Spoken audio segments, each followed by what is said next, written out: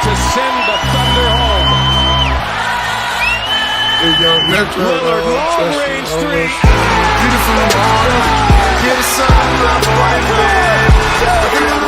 Ladies and gentlemen, welcome back to CO Sports Talk. It is the middle of the summer now, June 22nd, starting to really feel like summer. And we have a big episode. I'm back. Was not here last week, but I'm back. We got to talk about the NBA Finals, which have wrapped up, the College World Series, which is getting really good, MLB, and we're kind of in the dog days of sports, NHL as well. NBA draft is tomorrow. NBA draft is tomorrow. We'll give you a little mock. Once NHL and NBA are over, it really just becomes the baseball seasons. So we're becoming into the dog days of sports, especially without international soccer.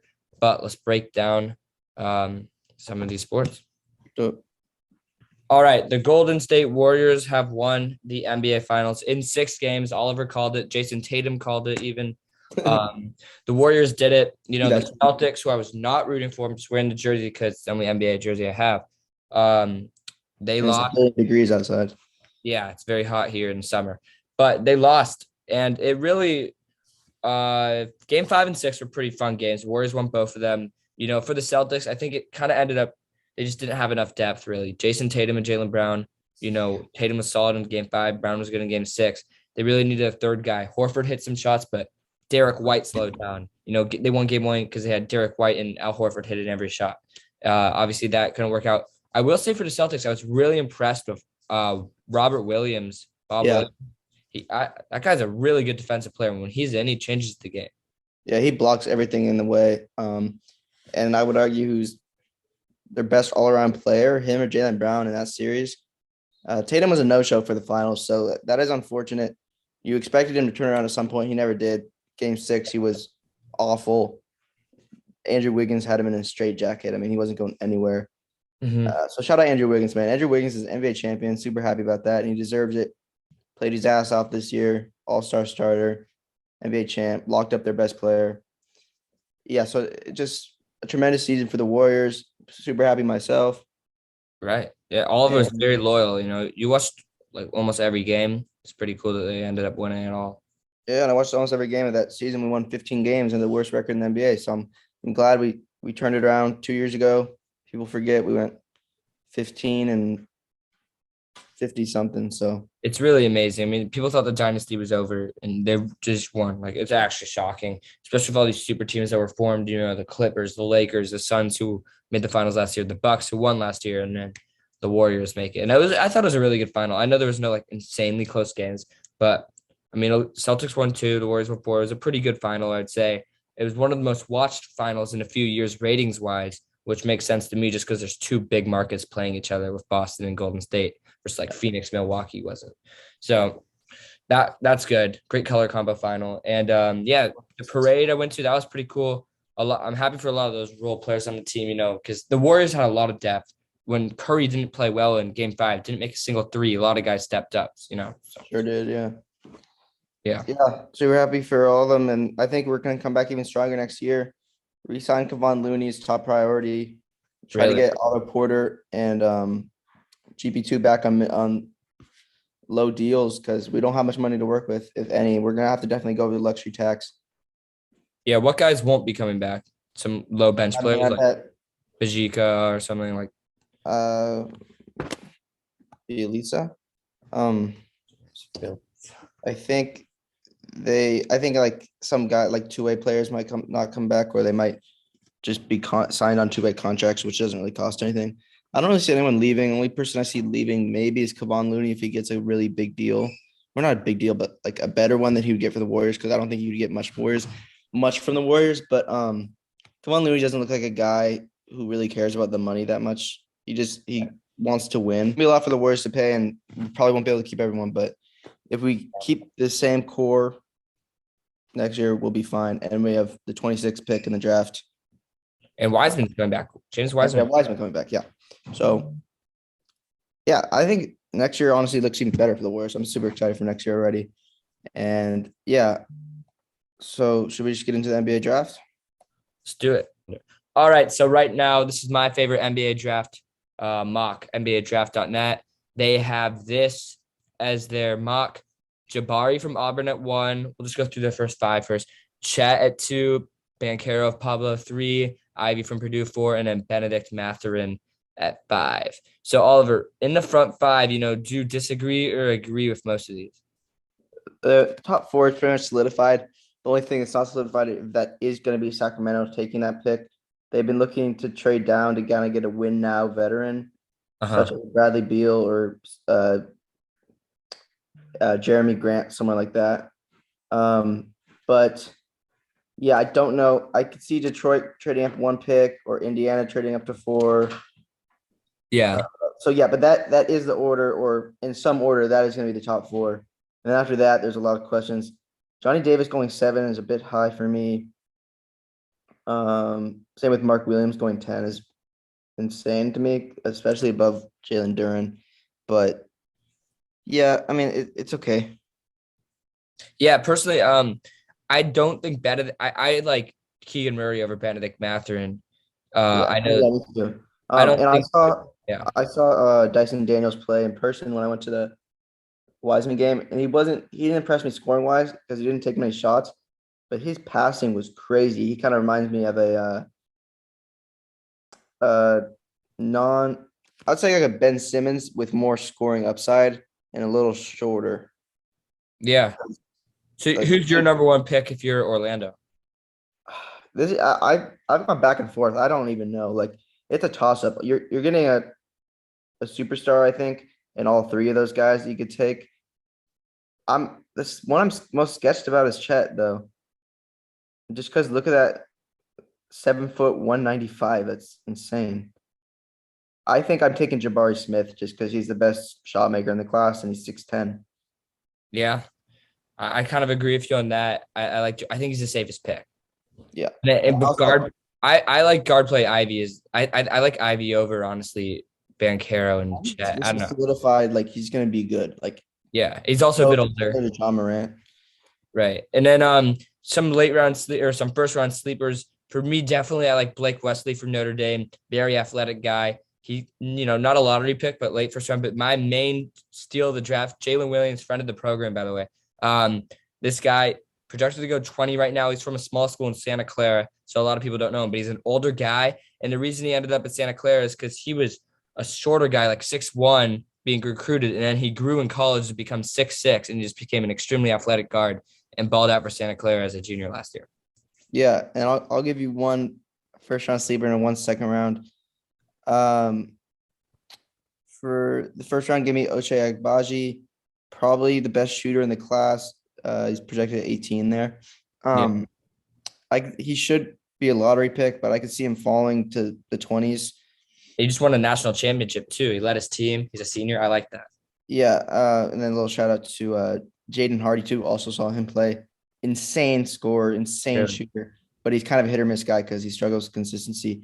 And then second round, give me where is he? Bryson McGowan's pick number 40. Yep. He went to Nebraska, so not everyone watched him play this year, but he was a top recruit and he's just an athletic freak, 6'6" wing freshman.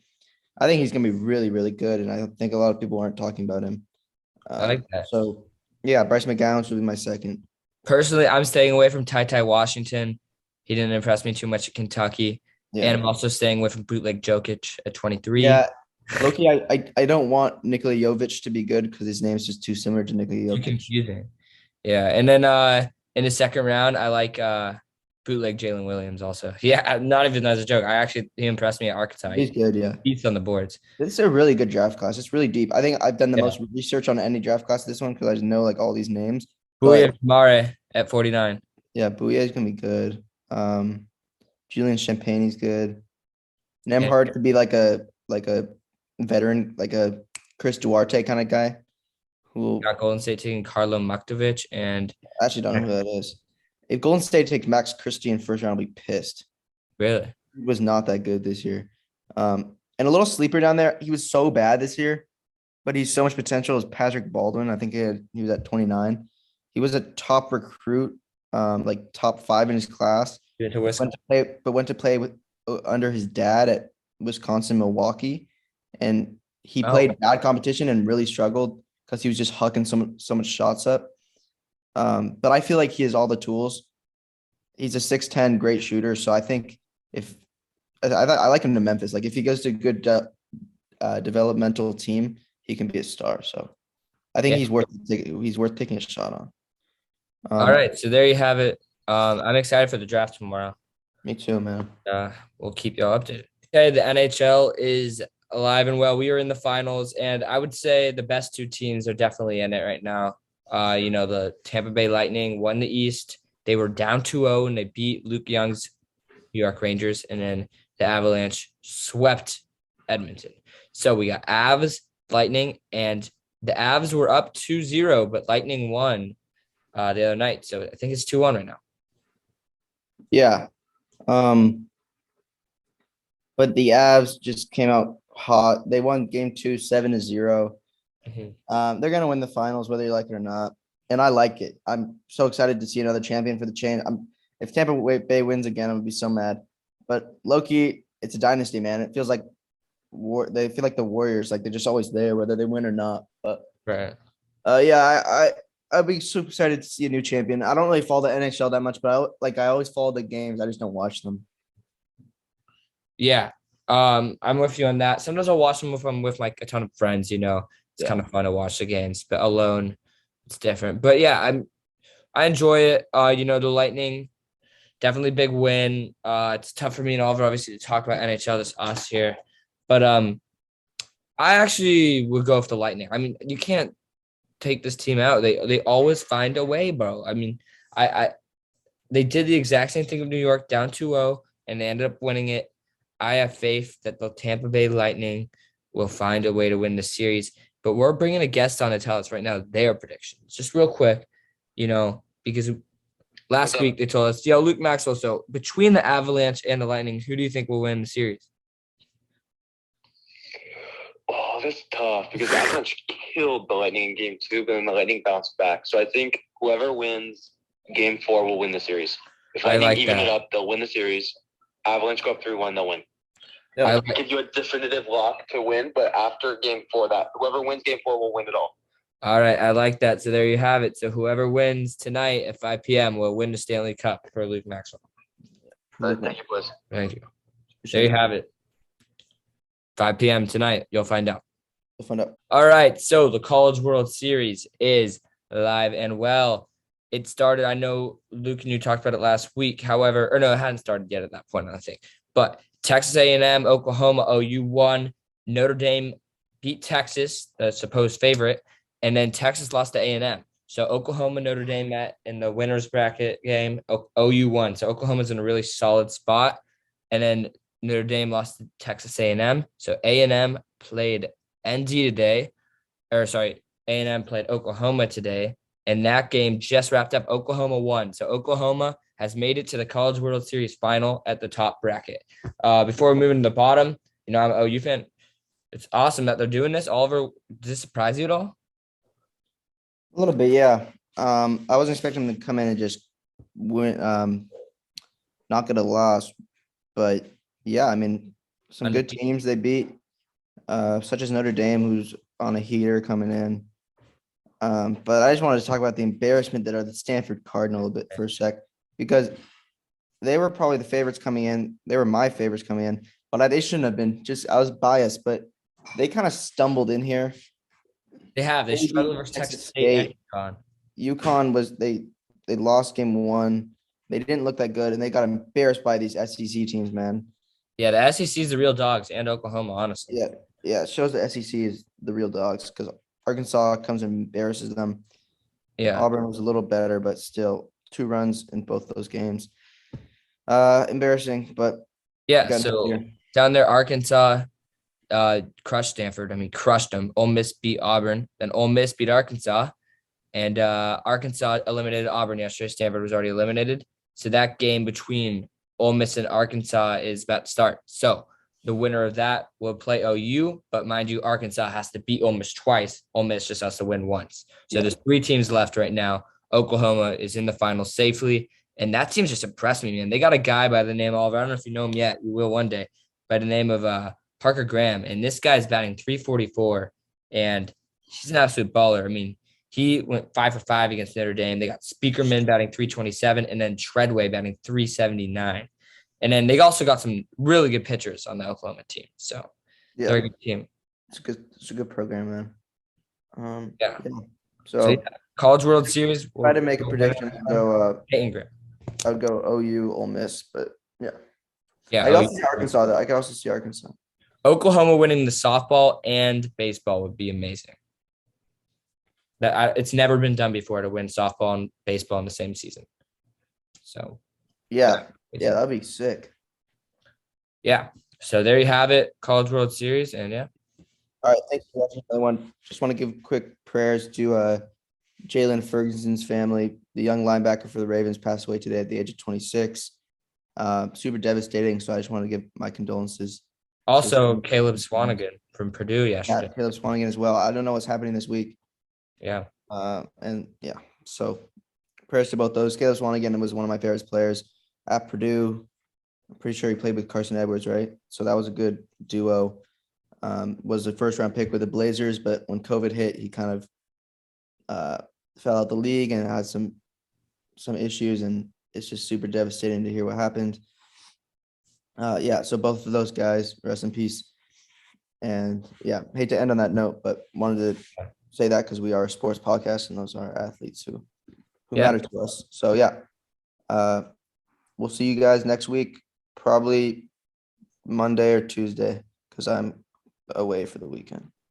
All right. We will see you guys next week. Peace.